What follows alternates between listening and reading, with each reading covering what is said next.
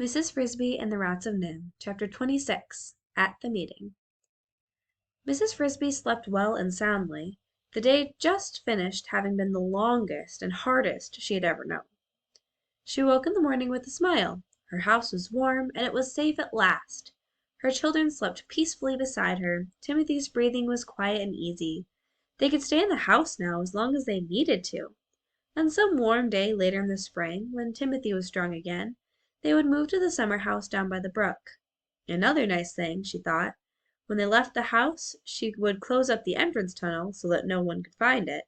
Undisturbed by the plow, it would be ready and waiting for them in the fall. It could be theirs forever, thanks to the rats. The rats! In her half-dreaming state she had forgotten.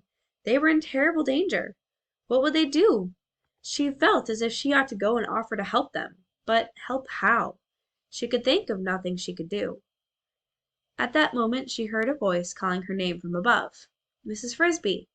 She left the bed and went to the bottom of the entrance hole. Yes? Who's calling? It's me, Brutus. Can you come out?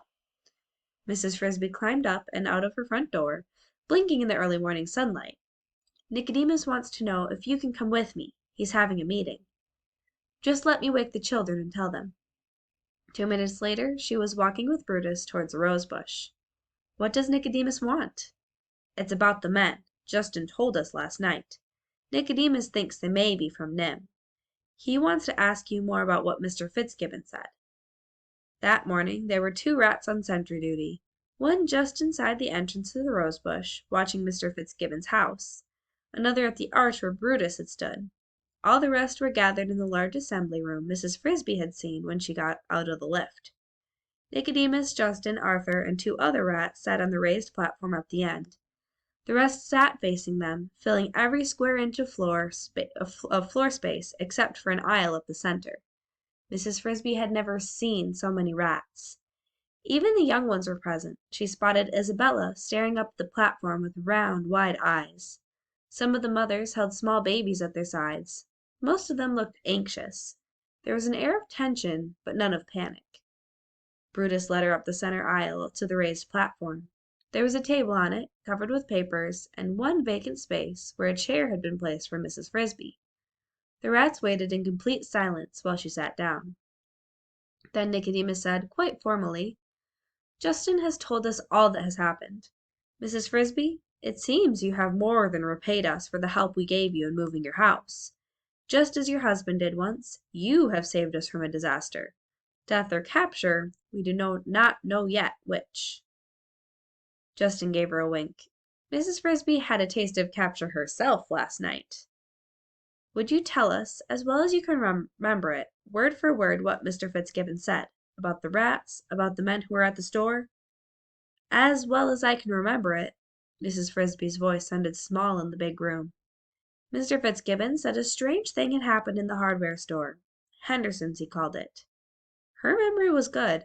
She had listened with great care to what Mr. Fitzgibbon had said, and she was able to recall the whole conversation word for word. The rat sat quietly while she told it. Then Nicodemus went back over it, asking questions. You say that Mr. Fitzgibbon said 6 or 7 rats. Did he ever say which number it really was? No, I don't think he paid much attention to the number. Jenner's group was 7, said Justin, but it could be a coincidence. Did he say how far away the town was where this happened, or did he name it? No, but it must not be very far. He'd been there and back that day. Did anyone see his car go out? Nicodemus asked the others. I heard it, Brutus said. I was on duty. It went after lunch. And he was back by dinner. But which direction? If we knew, we might send someone. You see, Nicodemus explained to Mrs. Frisby, we need to know who those men are. If they're from Nim, things are much worse for us.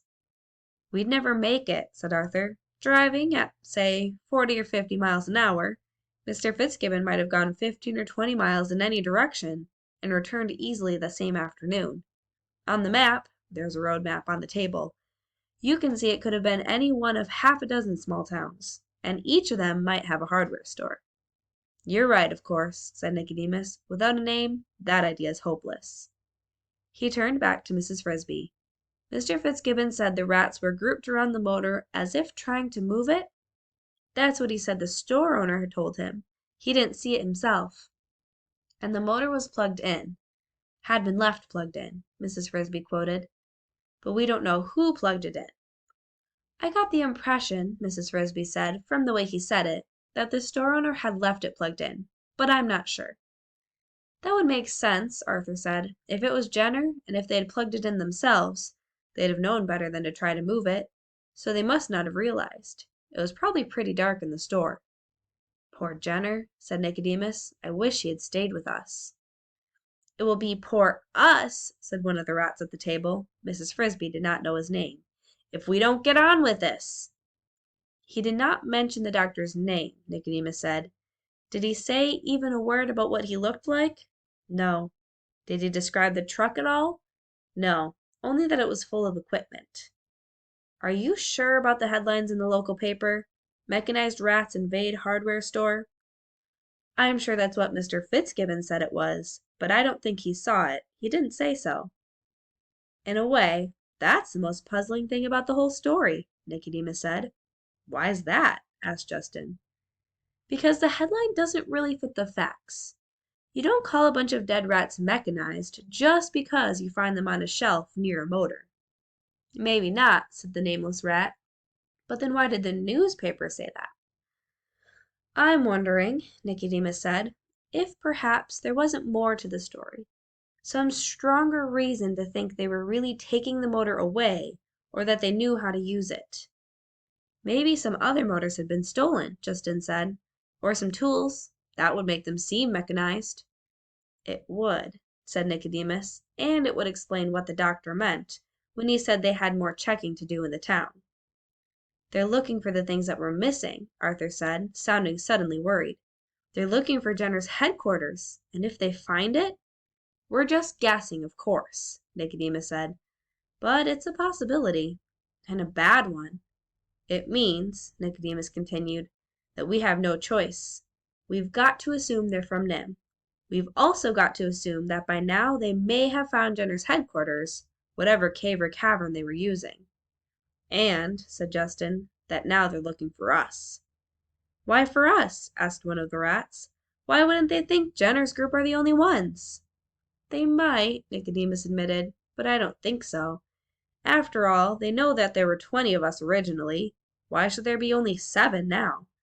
And we already know that they're coming out here, in quite a hurry at that. So if they're from Nim, obviously they are looking for us. I think, said Arthur, that we've got to make some plans, and quickly. I agree, said Nicodemus. It's a new situation, and a tricky one. We won't be able to do everything we hoped to. There isn't time. And somehow we have to convince the exterminators, when they come, that we aren't more of the mechanized rats they're looking for. We won't be able to move any more food to Thorn Valley, Nicodemus continued. We'll have to get along on what we've already got stored there, about an 18-month supply if we're careful. The seeds, I believe, are already moved. Yes, said Arthur. The last load went yesterday. So with luck, we'll have our own first crops this summer and autumn. We won't have time to destroy the motors, or the books, or the furniture as we planned. Instead, we'll move everything to the cave, and then we'll seal off all the entrances to the cave as if it had never existed. That can be done, Arthur said.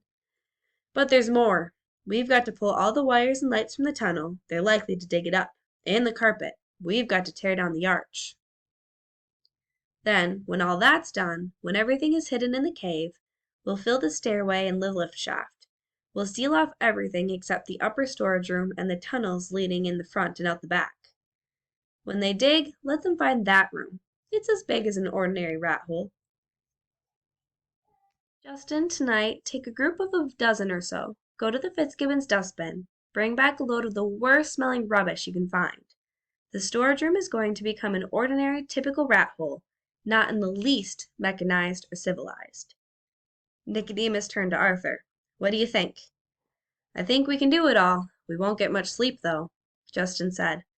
But there's one more thing. Won't they think it's odd, especially if they're from Nim, finding just an empty hole? Nicodemus said, I was coming to that. He sounded suddenly very tired. Tomorrow morning, as soon as it's light, the main group leaves for Thorn Valley.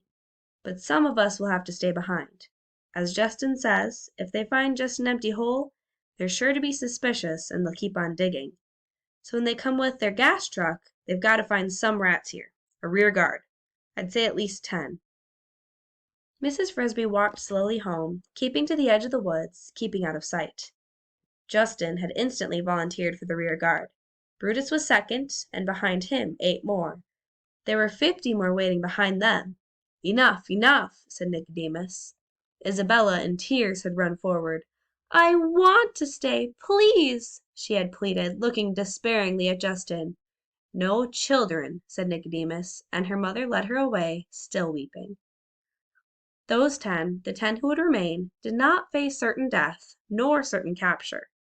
The exterminators, they presumed, would make noise, especially if they cleared away the rosebush. The rats would be alerted. When the men pumped gas, as expected, into the hole, the pump would also make a noise. The air bellow would move as the gas flowed in. When they felt that, the rats would scramble out of the back exit, past the sealed-off cave, emerge as noisily as possible in the blackberry bramble, indeed, show themselves, and dash off into the woods. But won't they block the rear exit? Or put a net over it? We'll give them another exit to block, Arthur had said cryptically. One that's easier to find. Mother, why are you so quiet? Asked Teresa. They were sitting down to dinner for the first time in their newly moved house. You seem sad. I suppose I am, Mrs. Frisby said, because the rats are all going away. But that's no reason. It's true they moved our house, and that was nice of them, but we don't really know them. I was getting to know them pretty well. Where are they going? Cynthia asked. To a new home, a long way away. When? Tomorrow morning. Will you go to see them off? I think I will. But why are they moving away? Asked Timothy. Because they want to, said Mrs. Frisby. Some day soon she would tell them the whole story, but not that night.